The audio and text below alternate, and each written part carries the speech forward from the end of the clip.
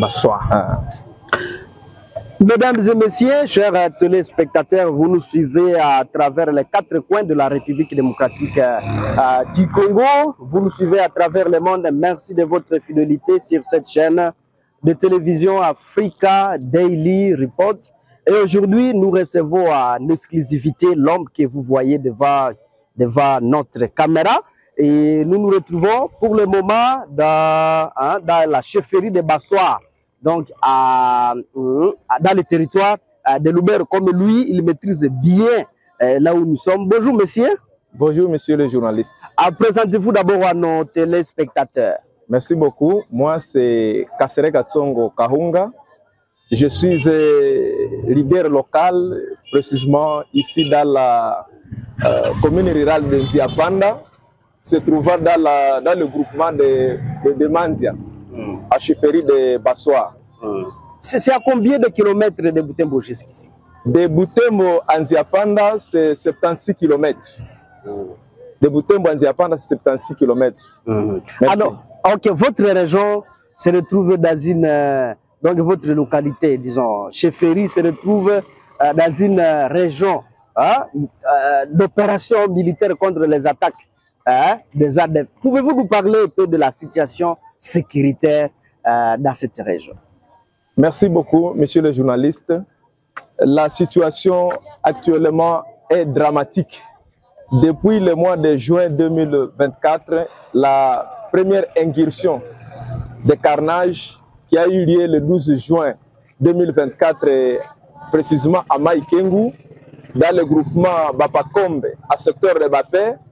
Et depuis ce jour-là, l'année passée jusqu'à aujourd'hui, nous assistons à des carnages. Le massacre qui ne dit pas son nom.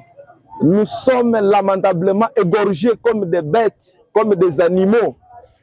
Et aujourd'hui, la situation humanitaire est totalement catastrophique. Au point que nous ne savons plus sur quel pied danser. Et au niveau du secteur de Bapère, comme à chefferie de Bassoir, l'activisme des ADF actuellement prend son ampleur.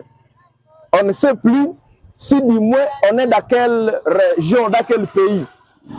Bien sûr, les opérations militaires sont en train de s'effectuer par-ci, par-là, mais en tout cas qui ne nous donne pas un résultat. Et aujourd'hui, nous continuons toujours à être massacrés comme des animaux. Ici récemment, dans le groupement Mans, précisément à Katanga, les attaques ont ciblé le village de Katanga, de Mukondo, où on a tué 16 personnes avant-hier ici. À cela, il y a eu 8 blessés qui sont internés dans des hôpitaux de Boyenga et vers même Muhangi. Et après cela, on ne sait plus si qu'est-ce que nous pouvons encore dire, parce que le gouvernement est en train de faire tout ce mieux, mais il n'y a pas de résultat. Les Ouazalendo également sont en train de se battre à quatre morceaux, mais on n'a pas de résultat. On continue toujours à nous massacrer. On ne sait pas si réellement nous avons quel espoir pour que ce massacre puisse prendre effet. Oui, je ne comprends pas bien. Quand vous dites que l'armée, les Ouazalendo et l'UPDF sont en train de faire le mieux possible, mais la paix ne revient pas. Cela veut dire qu'ils sont en train de se battre ou ne...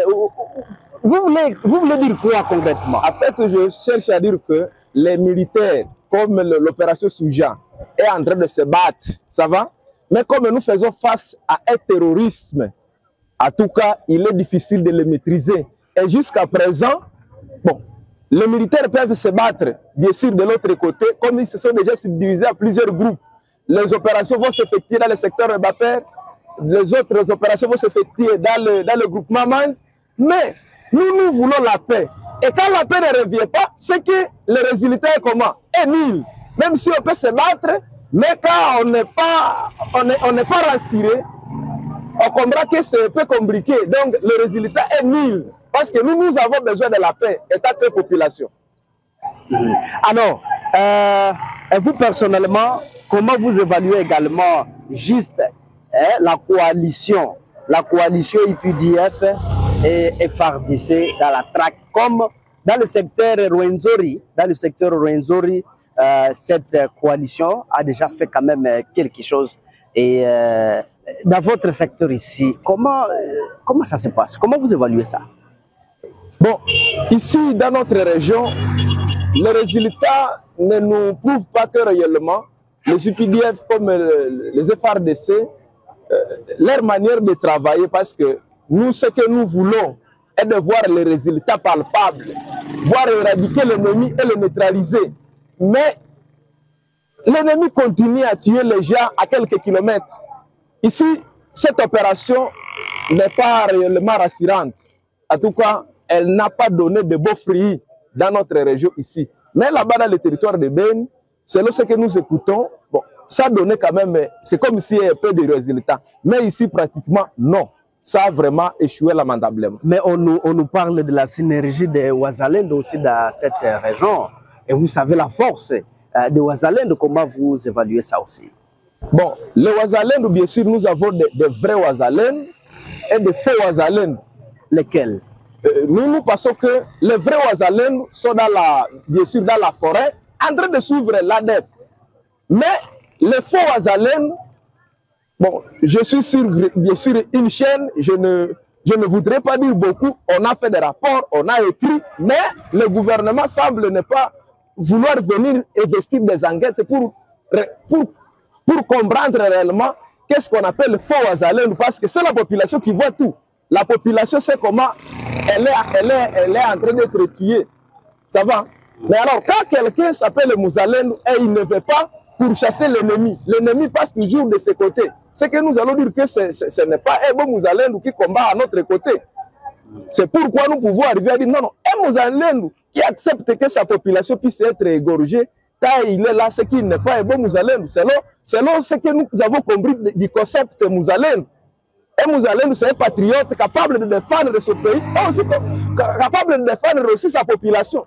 Et quand votre population est égorgée, on est à côté de vous, nous ne pensons pas que c'est un vrai Mouzalendo.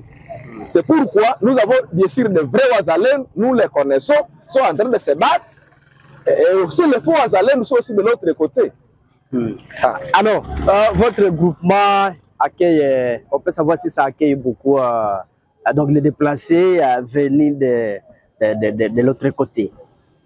Bien sûr, l'agglomération de Nziapanda est une grande agglomération qui accueille beaucoup de déplacés qui viennent du secteur de Bapé, dans la route Nziapanda Mangurejipa, et aussi nous avons Nziapanda Kamba ou Belulu, et aussi Nziapanda Maïba, et tous ces gens-là convergent vers le centre de Nziapanda, qui semblait être sécurisé.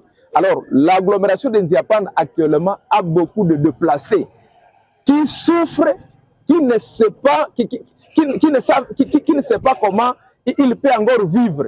Parce que la manière de vivre aujourd'hui est totalement catastrophique. On n'accède plus aux champs.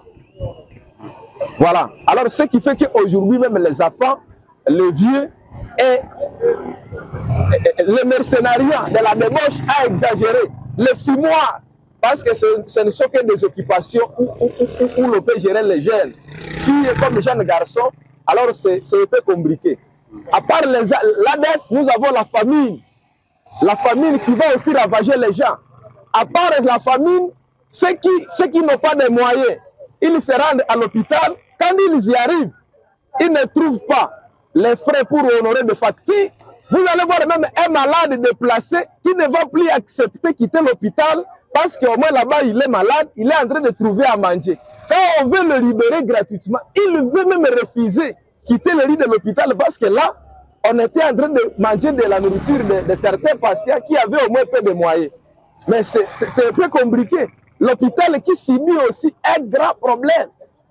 Toutes ces vagues-là, quand quelqu'un sera à l'hôpital pour se faire soigner, il ne trouve pas de l'argent pour honorer la facture. L'hôpital aussi qui encaisse une macrodette d'environ 40 quelques mille de dollars. Alors actuellement vraiment, nous appelons en fait le gouvernement et des partenaires internationaux de nous venir en aide, de venir appuyer la population dans l'agglomération de Nziapanda. Mais sinon, c'est aussi une autre vague de massacres que nous allons vraiment assister dans les jours à venir. Ah oui, monsieur, vous êtes leader dans cette région. Parlez un peu des minéraux. Donc, votre région a des minéraux. Les mines de l'autre côté.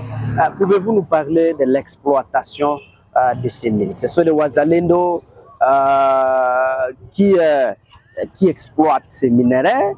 C'est la population, c'est les déplacés de guerre. Parlez un peu des mines dans votre région.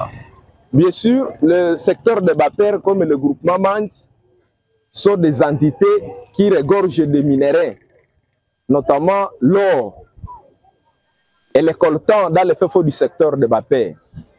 Mais sinon, les mines sont exploitées par des coopératives. Les coopératives sont là, mais alors ces coopératives ici, comme sont régies en fait par la loi congolaise, alors bon, elles sont tracassées, les mines sont tracassées bien sûr parce que les gens qui travaillent sont des déplacés. Et quand ces déplacés ici s'y rendent pour ne fût-ce que gagner quelque chose, nous avons des services de l'État, certains services qui ont tendance de chasser les gens qui se débrouillent. Le gouvernement qui ne parvient pas à comprendre que ce sont ces mines ici qui sont en train de t'assoiper la population qui souffre. Alors, nous avons le site de Kaheb aujourd'hui qui est en train d'accompagner la population de Nziapanda et les déplacer. S'il y a un petit problème là-bas, même la viande qui est ici dans des boucheries, en tout cas, pourrit directement, une fois on ferme l'activité à Kaheb. Donc, c'est une mine, c'est un site qui regorge environ 700 personnes. Et si on peut s'y rendre, on peut facilement gagner, 5 000 à 10 000 francs par jour. Et les enfants trouvent à manger. Maintenant, quand les services de l'État s'y rendent, en tout cas, les gens fuient et prennent des directions. On peut que même les gens peuvent risquer de se cogner par des outils de travail. Ce qui fait que aujourd'hui, l'État et la population. Bonsoir. Mesdames et messieurs, chers téléspectateurs, vous nous suivez à travers les 4 coins de la République démocratique du Congo. Vous nous suivez à travers le monde. Merci de votre fidélité sur cette chaîne de télévision Africa Daily Report. Et aujourd'hui, nous recevons en exclusivité l'homme que vous voyez devant notre caméra. Et nous nous retrouvons pour le moment dans la chefferie de Bassoir. Donc, dans le territoire de Loubert, comme lui, il maîtrise bien là où nous sommes. Bonjour, monsieur. Bonjour, monsieur le journaliste. Présentez-vous d'abord à nos téléspectateurs. Merci beaucoup. Moi, c'est Kassere Katsongo Kahunga. Je suis leader local, précisément ici dans la commune rurale de Nziapanda, se trouvant dans le groupement de Mandia. À chefferie de Bassoir. C'est à combien de kilomètres de Butembo jusqu'ici? De Butembo à Nziapanda, c'est 76 km. De Butembo à Nziapanda, c'est 76 km. Alors, ok, votre région se retrouve dans une... donc votre localité, disons, chefferie se retrouve dans une région d'opération militaire contre les attaques des ADF. Pouvez-vous nous parler un peu de la situation sécuritaire dans cette région? Merci beaucoup, monsieur le journaliste. La situation actuellement est dramatique. Depuis le mois de juin 2024, la première incursion de carnage qui a eu lieu le 12 juin 2024, précisément à Maïkengu, dans le groupement Bapakombe, à secteur de Bapé. Et depuis ce jour-là, l'année passée jusqu'à aujourd'hui, nous assistons à des carnages. Le massacre qui ne dit pas son nom. Nous sommes lamentablement égorgés comme des bêtes, comme des animaux. Et aujourd'hui, la situation humanitaire est totalement catastrophique. Au point que nous ne savons plus sur quel pied danser. Et au niveau du secteur de Bapère, comme à chefferie de Bassoir, l'activisme des ADF actuellement prend son ampleur. On ne sait plus si du moins on est dans quelle région, dans quel pays. Bien sûr, les opérations militaires sont en train de s'effectuer par-ci, par-là, mais en tout cas qui ne nous donne pas un résultat. Et aujourd'hui, nous continuons toujours à être massacrés comme des animaux. Ici récemment, dans le groupement Mans, précisément à Katanga, les attaques ont ciblé le village de Katanga, de Mukondo, où on a tué 16 personnes avant-hier ici. À cela, il y a eu 8 blessés qui sont internés dans des hôpitaux de Boyenga et vers même Muhangi. Et après cela, on ne sait plus si qu'est-ce que nous pouvons encore dire, parce que le gouvernement est en train de faire tout ce mieux, mais il n'y a pas de résultat.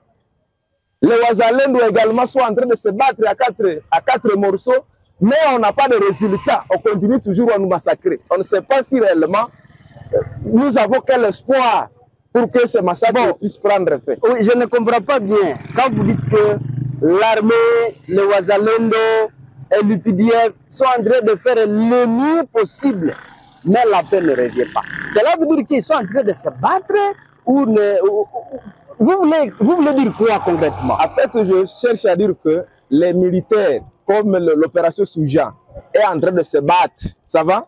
Mais comme nous faisons face à un terrorisme, en tout cas, il est difficile de le maîtriser. Et jusqu'à présent, bon, les militaires peuvent se battre, bien sûr, de l'autre côté, comme ils se sont déjà subdivisés à plusieurs groupes. Les opérations vont s'effectuer dans le secteur de Baper, les autres opérations vont s'effectuer dans le groupement Mans, mais nous voulons la paix. Et quand la paix ne revient pas, c'est que le résultat est comment? Est nul. Même si on peut se battre, mais quand on n'est pas rassuré, on comprend que c'est un peu compliqué. Donc le résultat est nul. Parce que nous avons besoin de la paix, état que population. Alors, et vous personnellement, comment vous évaluez également juste la coalition UPDF et FARDC dans la traque, comme dans le secteur Rwenzori, cette coalition a déjà fait quand même quelque chose. Et dans votre secteur ici, comment ça se passe? Comment vous évaluez ça? Bon, ici dans notre région, les résultats ne nous prouvent pas que réellement les UPDF comme les FARDC, leur manière de travailler, parce que nous, ce que nous voulons est de voir les résultats palpables, voir éradiquer l'ennemi et le neutraliser. Mais l'ennemi continue à tuer les gens à quelques kilomètres. Ici, cette opération n'est pas réellement rassurante. En tout cas, elle n'a pas donné de beaux fruits dans notre région ici. Mais là-bas, dans le territoire de Ben, selon ce que nous écoutons, bon, ça donnait quand même, c'est comme s'il y avait un peu de résultats. Mais ici, pratiquement, non. Ça a vraiment échoué lamentablement. Mais on nous parle de la synergie des Ouazalendo aussi dans cette région. Et vous savez la force des Ouazalendo, comment vous évaluez ça aussi? Bon, les Ouazalendo, bien sûr, nous avons de vrais Ouazalendo et de faux Ouazalendo. Lesquels? Nous pensons que les vrais Ouazalendo sont bien sûr dans la forêt, en train de suivre l'ADF.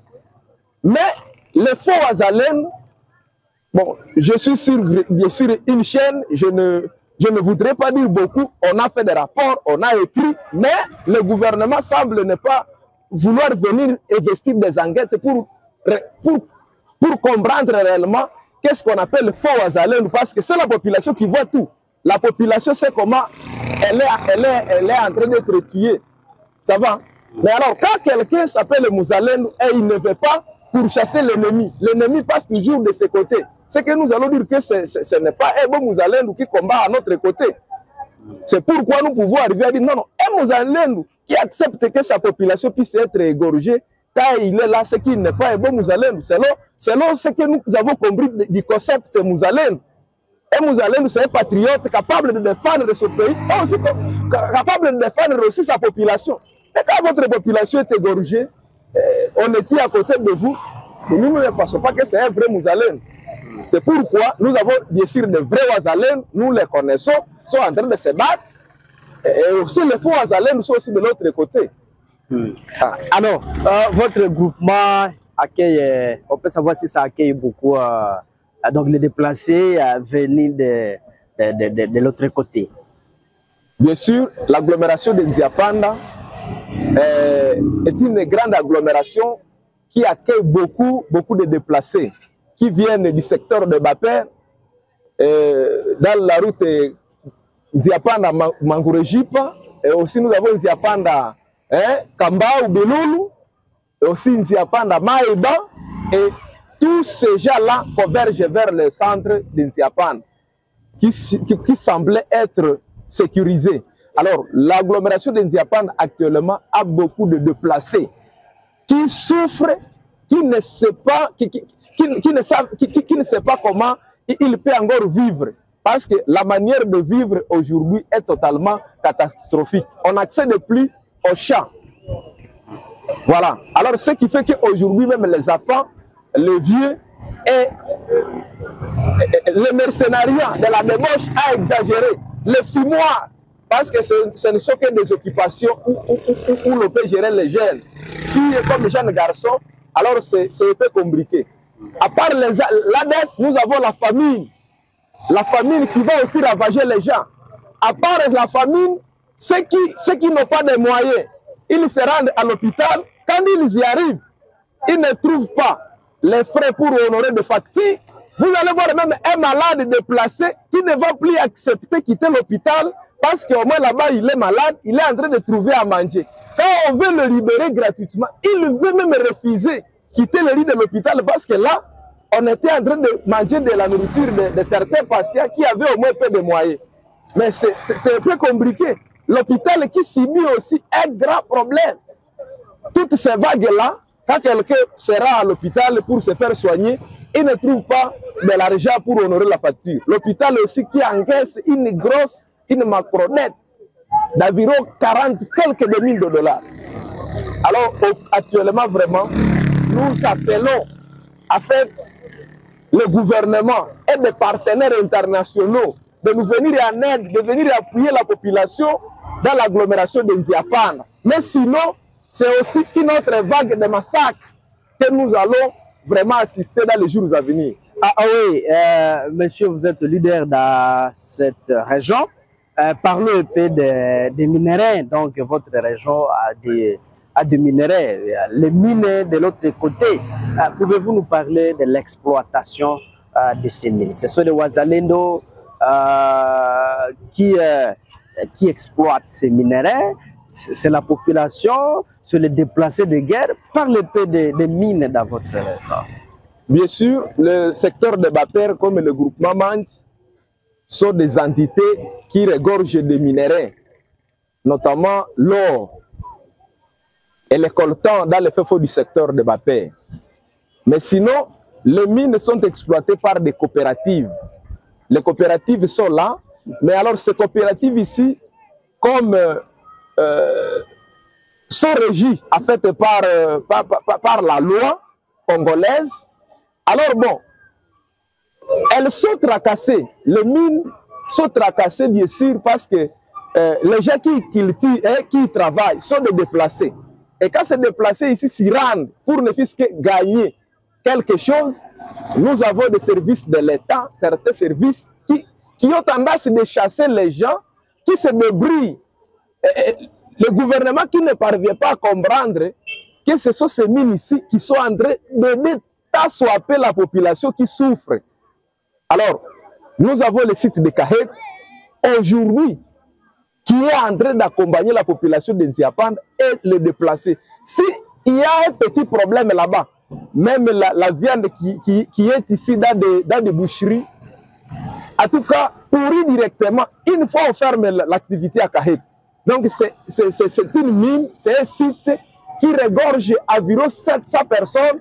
Et si on peut s'y rendre, on peut facilement gagner, 5 000 à 10 000 francs par jour. Et les enfants trouvent à manger. Maintenant, quand les services de l'État s'y rendent, en tout cas, les gens fuient et prennent des directions. On peut que même les gens peuvent risquer de se cogner par des outils de travail. Ce qui fait qu'aujourd'hui, l'État et la population